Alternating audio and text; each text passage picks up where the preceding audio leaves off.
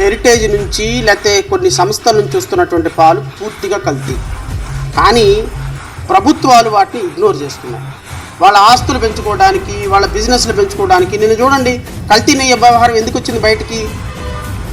ఇందాపూర్ డైరీకి 658 రూపాయలకి కేజీ నెయ్యి ఇవ్వడానికి అదొక రూట్ కాజ్. ఇందాపూర్ డైరీకి ఇచ్చిన తర్వాత ఇందాపూర్ డైరీకి రేపొద్దున నెయ్యి సప్లై చేసేది ఇండైరెక్ట్గా ట్యాంకుల్లో నుంచి హెరిటేజ్. అంటే ఇందాపూర్ డైరీకి కాంట్రాక్టు, సప్లై మాత్రం హెరిటేజ్ నుంచి ఇందాపూర్కి వెళ్తుంది, ఇందాపూర్ నుంచి మనకు వస్తుంది. ఇప్పుడు ఇక్కడ స్వచ్ఛత, ప్యూరిటీ, అద్భుతమైనటువంటి నెయ్యి అని యాక్సెప్ట్ చేస్తాం. సో దీనివల్ల చంద్రబాబు నాయుడు గారు ఈ వెంకటేశ్వర స్వామి మీద వేసినటువంటి అపవాదం వల్ల లబ్ధి పొందింది ఎవరు? హెరిటేజ్. అందుకనే వెంకటేశ్వర స్వామి బాణం వేస్తే వెళ్ళిపోయి హెరిటేజ్ గుచ్చుకుంది. షేర్ వాల్యూ ఎంత పడిపోయింది చూడండి, వేల కోట్ల రూపాయల నష్టం. నాకు తెలిసి ఈ పంద ఇలా కొనసాగుతూ పోతే ఈ హెరిటేజ్ డైరీ సేల్స్ కంప్లీట్గా పడిపోతాయి.